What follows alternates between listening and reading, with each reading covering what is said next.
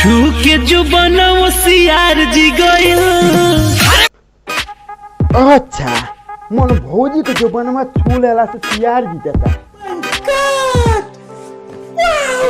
तो करिए सरवा हम कांगड़ा वाला इंजनवा छू तो एक बार स्वर्ग ना चल जाई।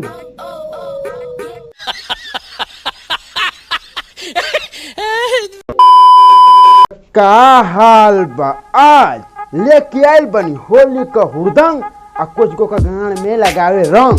तो ए भैया वीडियो के संग हमारे बना रही है जा आओ ये वीडियो के स्टार्ट कर जाओ। भौज के दूधावा बिलार पी गई।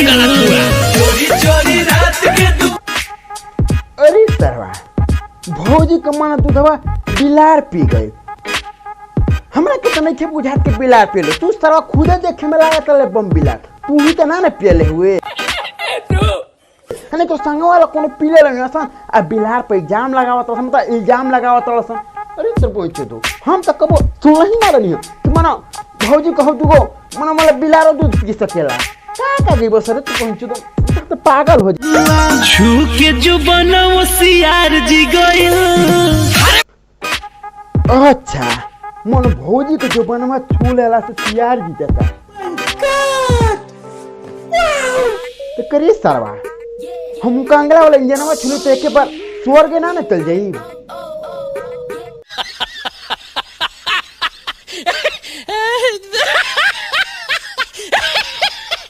की होलियों में रोवे मोर खजानवा सजनवा घरे ना आइले। अच्छा मन होली में ना आइले इनका सैया इनका खजानवा रोता तो ए भौजी तोहरा के देख के ना हमर लड़वा रोता। हाँ सही कहता मन कर पहुंची तो होली में इनका सजा मन सैया ना आइले तो खजानवा रोए लागल।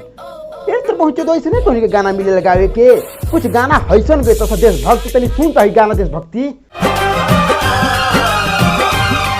मेरा रंग दे बसंती चोला था भगत सिंह ने बोला जब भड़का क्रांति। क्या भाई लोग देख लो चाहे आर्मी वाला गाना है ईसन गाना का मतलब बात अलग भाई ये कर पहुंचे तो का समाज के संदेश देल चाहत ना सन।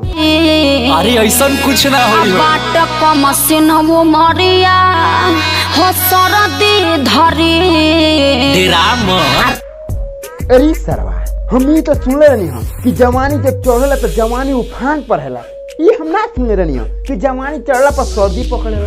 दादा रे दादा कहीं कोरोना वायरस तो नहीं खेल धलेल भौजी तो के ना तेरे पहुंचे तो जवानी में कहां ले सर्दी पकड़। के तू आज जोड़ा मौत से मनवा भरी। अच्छा मन भौजी के दूधू को मिल के मतलब पिचकारी उनकरा पर डलबस रंग डलबस ना उनका पिचकारी रंग बसन करे सारी करे ही तबा तोहनी में एगो में जोर नहीं थे बाकी ई बात तोहनी को अपना के देखता का कलस जो भौजी का जवानी बा जवानी के आगे तोहनी के दोनों सरवा लागत तलस बान मतलब तोर बहुत छुहाड़ा लागत तलस वही से कहतलस कि दूधू को मर्द मिल के तोके मन रंग डालल जी तो का करल जी का बोल सही कहत नहीं ना आ सही कहत नहीं तो वीडियो लाइक कर जा डिसलाइक मत कर जा लाइक करी ह जा आ कमेंट में बताई जा कैसन लागल है। आ एक और बात भाई ये वीडियो को ना दिल पर मत ले जा सीरियसली मत ले जा बस देखिए जा हंस के भुला जा काहे से ना केहू को दिल के ठेस पहुंचावे खातिर वीडियो ना बनावल बस आप लोग के एंटरटेनमेंट खातिर बनावल जाला। दूसरा वीडियो में मिलल जी तब तक के लिए बाय बाय।